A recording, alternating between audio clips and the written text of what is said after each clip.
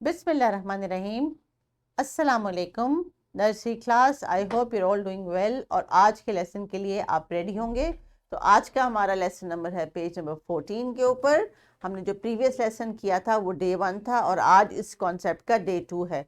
So let's get ready and see what are we going to do today. So dear teachers, I hope कि आपके पास relevant material सब कुछ मौजूद है ताकि हम लेसन को स्मूथली रन कर सकें और आप टाइमली बच्चों को वो मटेरियल दे सकें जो उनकी रिक्वायरमेंट है। So let's see what are we doing today. So dear children, कल आपने लिसनिंग स्पीकिंग के बाद राइटिंग की थी, यानी कल आपने कुछ चीज़ों की प्रैक्टिस की थी, अच्छी तरह से कुछ वोकैबुलरी वर्ड सीखे थे जो थे बिग, बिगर एंड बिगेस्ट। शाबाश, इनको याद के लिए ज़बरदस्त, वंडरफुल। और आज हम करेंगे स्पीकिंग, रीडिंग एंड राइटिंग, यानी आज आप बोल के बताएंगे कि हमने कल क्या सीखा था और आपको क्या समझ आई थी, और उसके बाद कुछ बुक के ऊपर रीडिंग के साथ साथ राइटिंग भी करेंगे। So please get ready with the SLO। Dear teachers, आज का जो SLO है यानी ELO जो हम बच्चों के लिए प्ले ग्रुप में, नर्सरी में, KG में इस्तेमाल करते हैं, उसका मतलब ये है कि लेसन के एंड तक बच्चे इस काबिल शायद होना शुरू हो जाएं, because we are expecting them to. So let's focus on the activities and make sure that they are able to arrange objects and then later pictures according to big, bigger and biggest. तो आज second day के lesson में हम क्या activity करने लगे हैं? So my dear children, let's first of all recall what we have done in the previous lesson. हमने कल के लेसन में यानी पिछले लेसन में क्या किया था? हमने कुछ लेडी बर्ड्स बनाई थी जिनको हमने कंपेयर किया था। उसके बाद हमने एक वर्कशीट की थी होमवर्क में जिसमें हमने 3 पंपकिंस को पहले ट्रेस किया था, देन कलर किया था और फिर उसमें से आइडेंटिफाई किया था कि which one goes in the big, the bigger and the biggest. So once this was done, and I hope कि आपकी वर्कशीट क्लासरूम में सॉफ्ट बोर्ड के ऊपर डिस्प्ले हो गई होगी।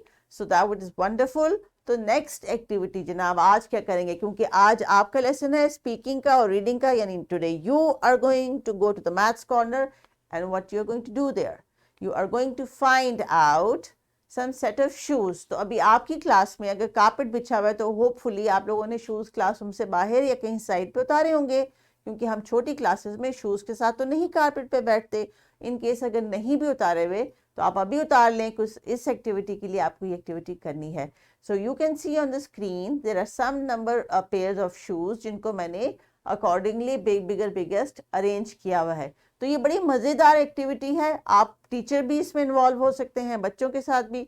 सो जल्दी से अपने शूज़ उतारें और बिग से बिगेस्ट तक की पूरी एक लाइन बनाएं जिसमें सबके शूज़ एक साथ पढ़ें और ख़ुद देखें कि किसका सेट ऑफ शूज़ बिग में आ रहा है, किसका बिगर में आ रहा है और किसका बिगेस्ट में आ रहा है। सो आई होप कि आपके टीचर्स का बिगेस्ट में जो है वो साइज फुट साइज आएगा। तो शू साइज की कंपैरिजन के बाद इस एक्टिविटी के बाद वापस आइए। You have 10 to 15 minutes.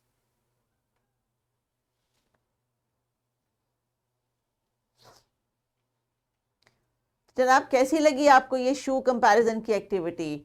Wonderful. I hope कि आपको बहुत मज़ा आया होगा और इसी तरह की एक्टिविटी को आप घर जाके भी अपने बहन भाइयों के साथ या मामा बाबा के साथ करके देख सकते हैं। जब आपके बाहर स्टेयर केस के ऊपर या कबर्ड के अंदर शूज़ पड़े हैं तो आप उनको खुद से अरेंज करके देख सकते हैं कि किसका शू साइज जो है वो बिग है और किसका बिगेस्ट है। So that it was wonderful activity. I enjoyed your participation. तो अब जल्दी से आ जाए बुक के ऊपर, और बुक का पेज नंबर था 14, तो उसको रेडी कर लें। और पेज नंबर 14 पे क्या टास्क है आपका? पेज नंबर 14 के ऊपर आपने देखना है कि there are pictures given to you of pizzas. Pizzas किसको पसंद है जी? जल्दी से बताइए, किसको पिज़्ज़ास पसंद है? मुझे तो बहुत पसंद है। और इनके ऊपर जो मज़े मज़े की चीज़ें लगी होती हैं उनके अच्छे अच्छे से कलर करने आपने। You are going to trace the words and you are going to colour your pizzas. तो ये काम आज आपने बड़ी खामोशी से अपने टेबल के ऊपर बैठ के करना है और हर किसी ने अपनी अपनी पसंद के फ्लेवर्स का पिज़्ज़ा तैयार करना है। But make sure that you are doing different color in all of 3 because we are going from big, bigger and biggest. So dear teachers, make sure they are doing their coloring on time and focusing on the sizes of the pizzas as well, and then complete this task for the next activity and I will be back.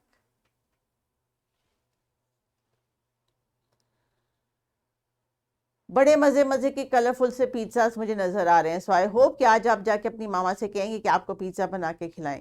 So after done with the pizza activity, let's move on to some homework. आज आपने काफ़ी सारी colouring की है, तो थोड़ा सा homework में एक्साइटमेंट भी होना चाहिए और अब आपको फोकस करना चाहिए कि आप घर जाके क्या करने लगे हैं, क्योंकि आज आप घर जाके right and learn the big bigger and biggest spellings. ये स्पेलिंग्स आपने याद करने की कोशिश करनी है.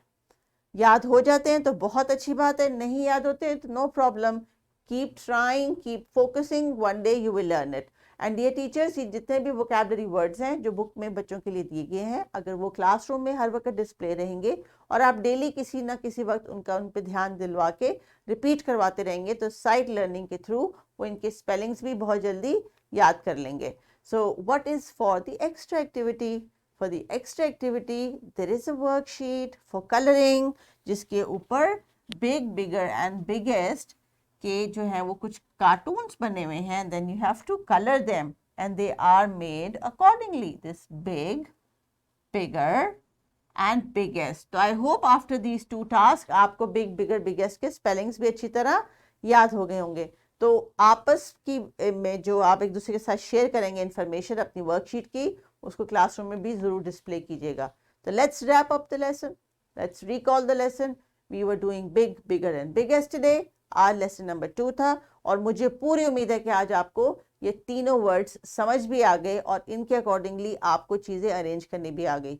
तो अब हम करते हैं थोड़ी सी क्रॉस मोटर एक्टिविटी करते हैं.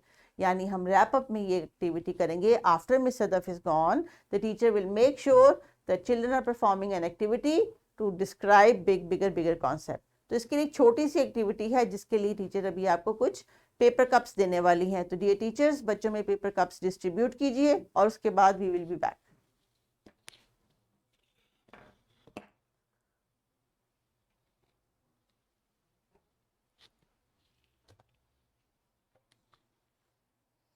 तो डियर स्टूडेंट्स, मेरे पास भी कुछ पेपर कप्स मौजूद हैं. इनके ऊपर अगर आप देखिए तो कुछ नंबर्स भी बने हुए हैं, कुछ शेप्स भी बनी हुई हैं. जब हम नंबर्स पढ़ेंगे तब हम इनकी बात करेंगे. अभी आपने फोकस करना है इन पेपर कप्स के ऊपर और जिस तरह वो टावर बना हुआ है. So what I am going to do is I am also going to practise making some tower and see how many can I make. So मेरे पास जितने पेपर कप्स हैं इनसे मैं क्या बना सकती हूँ, ये मैंने डिसाइड करना है. So I am going to make a tower just like the one given in your book page.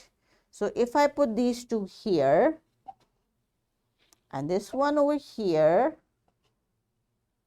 and then I'm left with 3. अब इससे कौन सा टावर बना? With 3 cups. So this is big. This one can go bigger. अब हम इसको और बड़ा कर लेते हैं. This goes slightly bigger and then this goes the biggest. सो इस तरह पेपर कप्स रख के आप डिफरेंट एक्टिविटी से डिफरेंट साइजेस के बना सकते हैं, या ग्रुप में बना लें या अपना अपना अलहदा से बना लें. That is up to you, but this paper cup activity will be easier for you to handle on your own. और ये पेपर कप्स हैं इसलिए इनके टूटने का डर भी नहीं. तो टीचर्स बच्चों को पेपर कप्स दीजिए और let them enjoy with the concept and we will be back.